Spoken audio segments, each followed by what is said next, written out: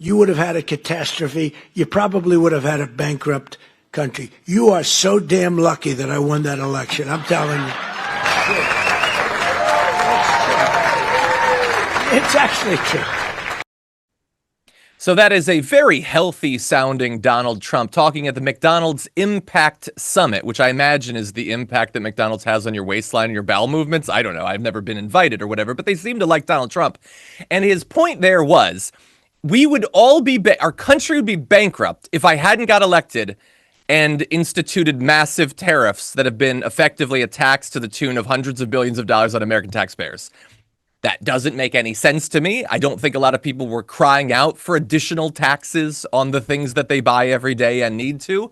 And I also don't understand how the government would have run out of money if you hadn't done the tariffs. It's not like the deficits were utterly exploding over the past few years.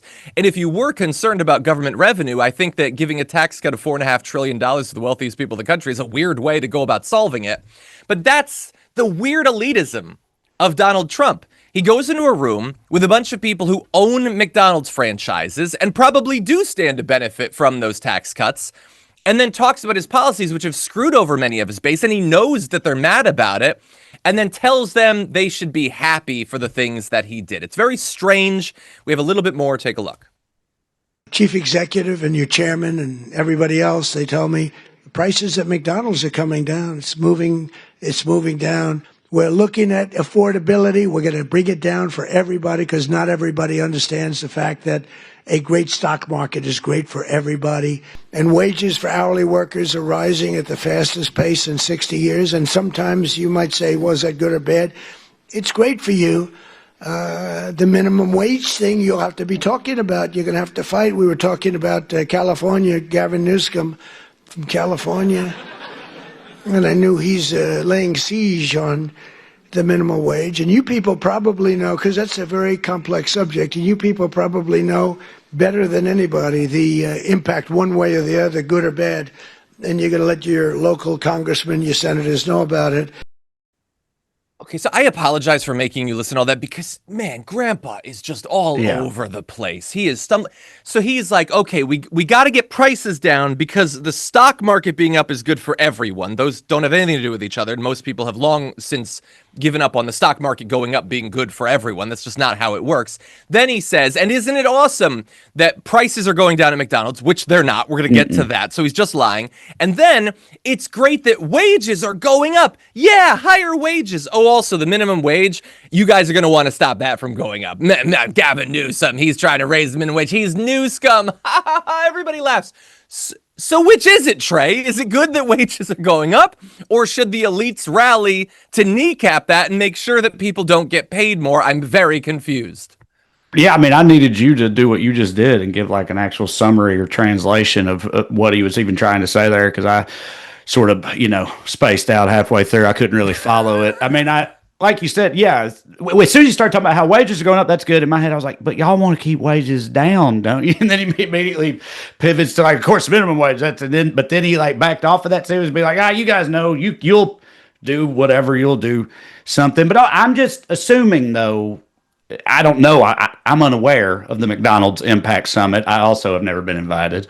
But I'm assuming this is not, there ain't no rank and file people here, right? This is all like C-suite or at least like corporate McDonald's people or whatever. It's executives and people who franchisees, people who own McDonald's franchises. So people who probably want to pay their employees as little as they possibly can and get away with it, I would assume. So that's his, his audience there. But again, they definitely know, they for sure know that their prices are not coming down, but they probably are like, they probably do like the president lying about that publicly because, they want people to think maybe their prices are going down, even though they're not. So, you have to keep the audience in mind here if they could even parse, the general spew of just rambling lunacy that his speeches are and have become increasingly so. But, I don't know. I forgot where I was going. Turning into Donald Trump over here. Well, we've both had our brains shredded by listening to him. So I'm going to end this by grounding everyone with the actual facts. The prices have not been going down. I still, look, for all my jokes, I like McDonald's. I grew up eating McDonald's. I still like eating it. I know that it's killing me somewhat slowly, somewhat quickly, but but I like it. But it is not a cheap place to eat anymore. And it's getting more expensive. This year, prices are up 3.2%. Not just at McDonald's, fast food restaurants in general. It's getting more expensive. Donald Trump, please pay attention. And by the way, they are rising at a rate higher than inflation by almost 10%. So bear that in mind. Again, I've been saying for years, Donald Trump is doing a lot of things that not only will necessarily drive up prices, but also will optionally drive up prices. Because when everybody knows the prices are going up, businesses get to decide, well, maybe I can squeeze out a little bit more. I mean, everybody knows prices are going up. That's my fear. The average price of a McDonald's menu item rose 40% from 2019 to 2024. That is a massive rise. And you can see in an even shorter period, during that time period, like a 10-piece McNuggets meal with a drink and fries went from $7.19 to $9.19. And it ain't because they switched over to using real chicken. Let me just say that. You're still getting the same slop you were before, but you're now paying a couple dollars more for it. And my producer put into our Slack an old archival image of the dollar menu. And many of you kids might be too young to remember, you could get a bunch of stuff for $1 at McDonald's. McChickens, sundae, pies, parfait, McDouble. And that, in my mind, Trey, that's still what a McChicken is supposed to cost, is $1. So when I pay $3.79 for it, I'm not happy about that. When I was in college, it was the dollar menu. To me, that was McDonald's is a little bit like you said. I grew up on it, you know, whatever. McDonald's has some like nostalgic ties and there's some sentimentality there, whatever.